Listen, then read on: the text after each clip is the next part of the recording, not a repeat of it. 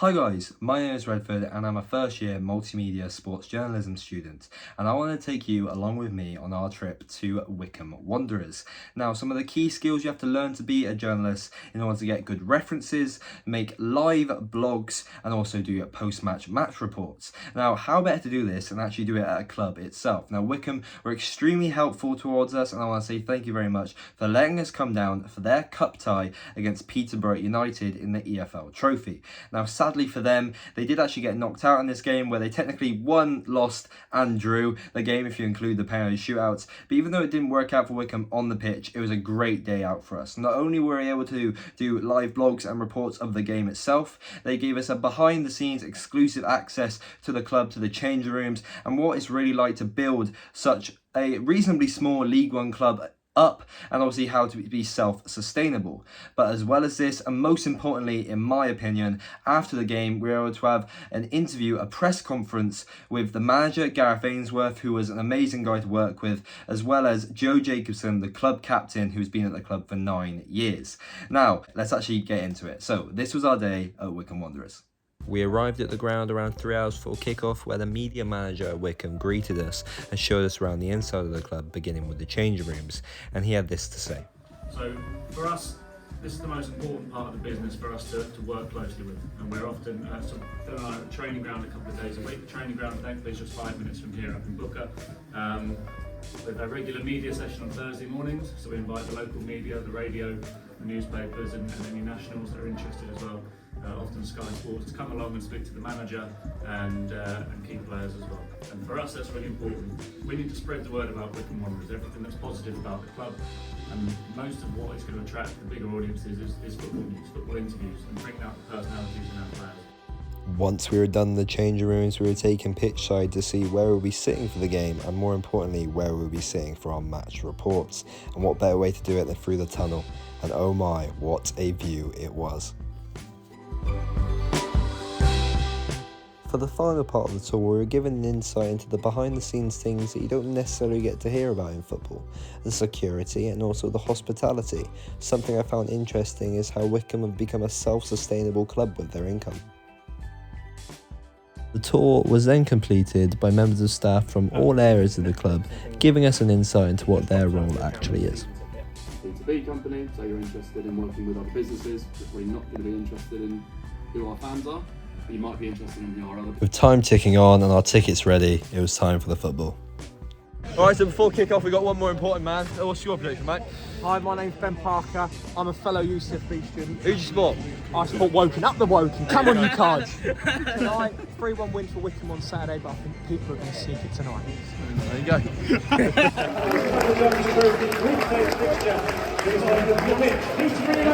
go.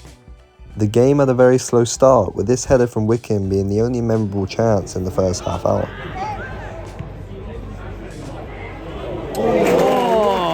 32 minutes played, great reaction save from the goalkeeper. It seemed like it was destined for the top corner.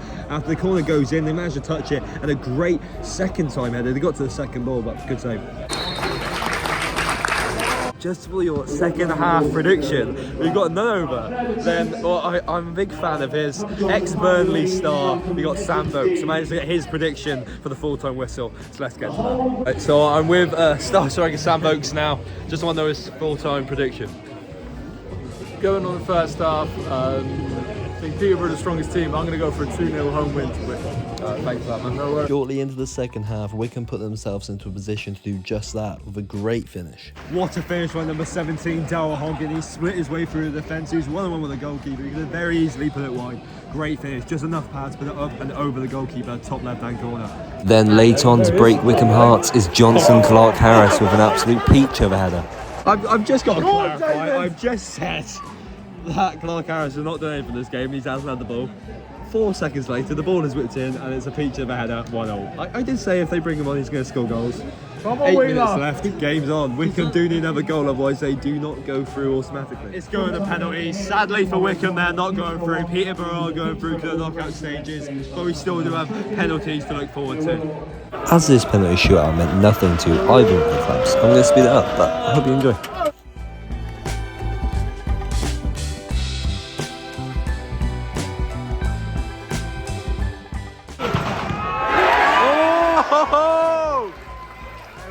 life in Wycombe. What a save from the goalkeeper. Complete contrast to Wycombe's first penalty.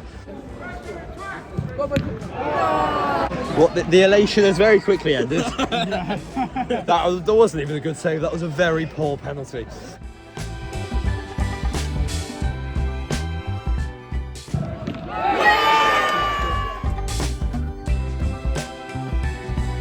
If he misses, it's sudden death.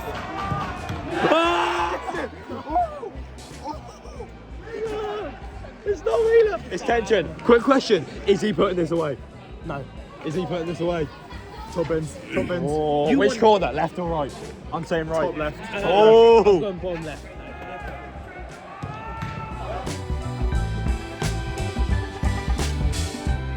All he has to do is put this away, put everyone out of their misery. Just end the game. David might get a turn. Please. Bottom left. So there you go then, guys. Wycombe, even though they didn't go through, they did actually get the win in the end on the penalty shootout. And yeah, now let's have the thoughts from the manager himself, the man, Gareth Ainsworth. Let's get to it.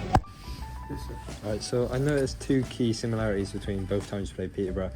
Peterborough actually had more possession. I just didn't know if that was a tactical decision from you to let them have the ball, or you were surprised by it. No, it's a common theme in, Wycombe. The different managers play different ways. And I think throughout my years in charge here, we have probably become more of a destroy and counter team than a possession-based build-up team, and I love playing that way.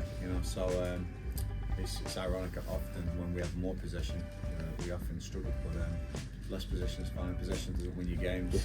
Honestly, it doesn't. Believe me, we got promoted at Wembley against Oxford with 28% possession that day. So it doesn't mean you win games.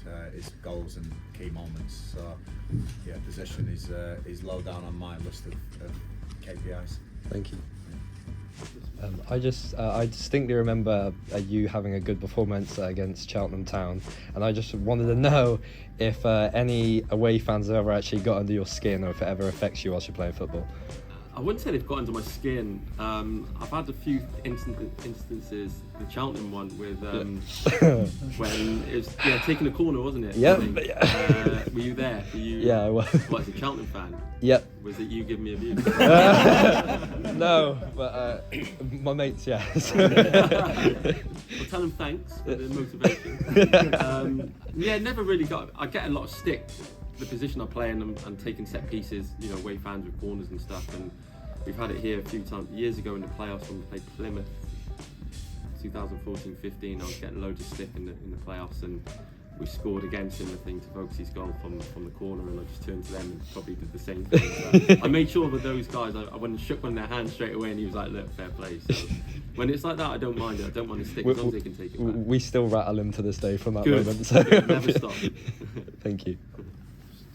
And that is it, guys. We are done at Wycombe. Thank you so much to everyone at Wycombe for helping me have this experience. It was definitely a day to remember, giving us great information and key skills which you can remember for a very long time.